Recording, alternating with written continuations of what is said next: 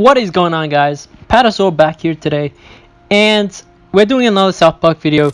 Last time we did the status effect artifacts video. This time we're going to try a new build. We're going to do the knockback build. Now, in this knockback build, it's exactly the same as last time in terms of major slot. So we're still using the criticals. We're using nuclear vessel, which is a 19% crit. If you haven't watched my last video on how to get it, be sure you watch that. I explained it in that video. And we're using the tantalum accelerator as well, which is 17% crit. So that gives us 46% critical strike damage.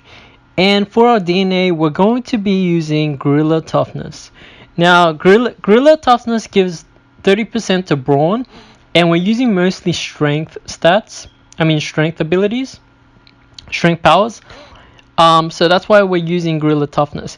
Compared to the other ones, you might be able to use this one,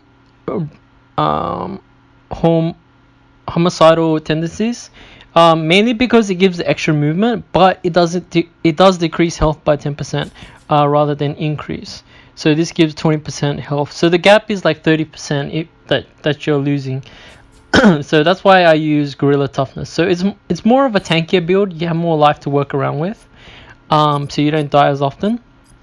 Now, for our minor slots, the minor slots are a lot more important because the minor slots are actually interchangeable with, whereas the other ones, there are specific types of abilities and artifacts that are always used. They're always better than the others in terms of secondary effects. So if you look at this Hubway one, 100% healing, you don't really need that. Allies get one more move. That could be useful for your allies, but allies isn't as strong as your main character. I think the best ally would be Captain Diabetes, but he's not even that strong. He's just really tanky. Now this one it gives your teammates health based on your Instagram follow count. So I think the max count is around 120, because I think I'm just one off. I have 119 right now. So that's not really much of a difference. Plus 120 to your allies, that's not much at all. If it was percentage based, then that would be a lot, but it's not that much. Super Craig and Wonder Tweak powers are 10% more effective. That's not that great. Or teammates ultimates are 25% more effective. Now this might be good in an ultimate recovery build, but it's not good in this build because we don't have 0% ultimate. So that's pretty much it. And what is this? Okay, 101 so that's pretty much it. So the best two are Cloven Heirloom for sure. When you miss critical strikes, you have a 50% chance of landing critical. You get this in story mode, like I said in the last video. And Fanatic Visage, which is Mr. Adams. He's in the police station. And all you have to do is post 10 of his pictures around town, and you should be he'll give you one of these. And the effect is you gain 1 movement. Now, so the epic slots are always, these are the staples. They're not interchangeable. They're just really good. Same with the major slots, they're not interchangeable. These ones are the best ones. Now for the minor slots, is where things start to be different. Girding change +4. This is a craftable. You can get the recipes from vendors. I forget which one, but it's just look around town. You should be able to get it. You get 70% knockback for this one, but the might's 40, so you don't get much base stats. You could change it around to let's see. You could change it around to Orb of Sublime Insight +4, but you do lose 26%. It depends what you want, really. If you can go for this for more health and a bit more damage, but at the same time you could just keep for the knockback.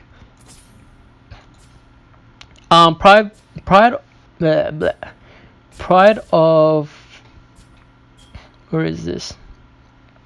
Pride of Nipopolis. It's Gerald's personal render. I think you get this from Kyle's house. I'm not too sure about it, but comment down below and just let me know. It basically adds 105% knockback. So this is a definite staple for this knockback build. You definitely want this in your build because it gives the most knockback in the entire game. Even though it's 25 might, so you don't get much from base stats. If you compare it to this thing, to the orb, you get plus 10 to brawn. You know, but compared to 105% knockback, that's just like plus 10 is like nothing. That's more than double damage you're dealing. Double knockback damage you're dealing. The next one is Emblem of Brutality. You get this after you help the police in that story. I forgot what part of the story it was, but this adds 52% knockback. You can change this for this orb. This orb is craftable, by the way. You can change it for the orb. You lose 8%, but you do gain 4 from brawn and health. You get plus 27. You could do that. It's just up to you. Actually, I might do that but since we're testing the knockback damage, I'm just gonna go full knockback, 315%. So yeah, so you got your crits there. The last item is the Tachyon Matrix plus 3. Now you get this from the Ubisoft Club exclusive club. You get that from the Ubisoft Club shop, right? I think it's like 20 coins. I don't know. When I had this game, I already had coins in there. I didn't purchase anything. It was just there. So I just used the coins on this. So basically, you get this at plus 0, and you go into your craft, and you can craft plus 1, plus 2, plus 3. Now I crafted plus 3, and to do this, you need a certain level in craft. I forget which one, but max level craft is 20. So if you get 20 craft, then you'll be able to craft this. Okay. Now that should get your 315% knockback. And for the powers, you're gonna have Hyperspace Fury as your ultimate. It does 450 damage. All these moves are 1-to-1 range. Keep that in mind. But at the same time, the damage that you don't see is the knockback damage. You're forgetting that you're gonna deal massive amount of knockback damage. 315% is like 4 times the regular knockback damage. So add that on to the 450, it will be like 600 or something. Just insane. Dragon Force Punch is this one is the Hyperspace Fury, the Speedster skill. So that's the very first one. Dragon Force Punch is the martial artist power. 188 damage. This initial damage is the highest for the knockback abilities, knockback powers. So this is the highest base damage for the knockback powers. So it's a must in this build. It deals damage and extreme knockback. So it deals the best knockback and the best initial damage as well. So that's pretty good, and that's why it's a must for this build. Again, Double Edge is the best ability in the entire game. You get to move twice, but your next turn you miss a turn. But like I said in the last video, if you're killing your opponents in the first 2 turns, then you don't need a next turn, right? And sometimes it can come in handy if you want to quickly finish off like some sort of mob. And also, you're forgetting that you guys might be forgetting that you're able to move twice in in one turn. So you move and you use double edge, and you move again, and then you move again afterwards. Actually, it's 3 times actually. So that's like extra movement. The last skill is the Brutal Bash, which is the first class that you start with. One of the first classes, which is the Brutalist.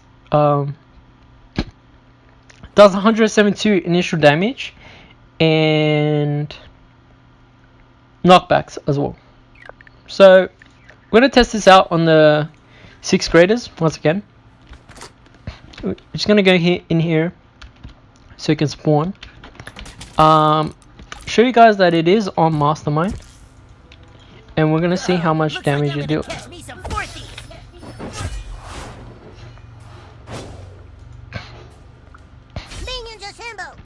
So we do go first, and because we hit them first, and we have 665 HP, which is pretty decent. We're gonna move up to here, and we're going to use. We're actually gonna move here and use our double edge, because we want to be in this cell. See how I get an extra turn and I get to move? That's really good. So that does 540 damage when it said, I think 450. So it does extra 90 damage.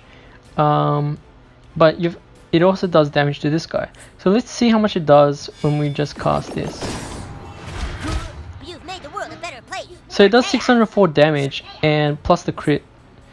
And that should finish off both of them.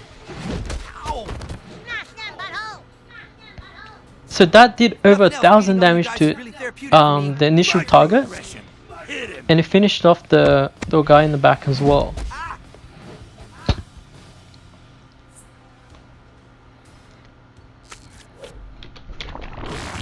And now we're going to use our clone skill to get our 3rd turn, and we're going to do the same thing over here. We're going to use double edge once again, and we're able to attack twice. We're going to use the Dragon Fist first. 750 damage, and he's on 46 HP there. We could go for this guy, or we could finish him off.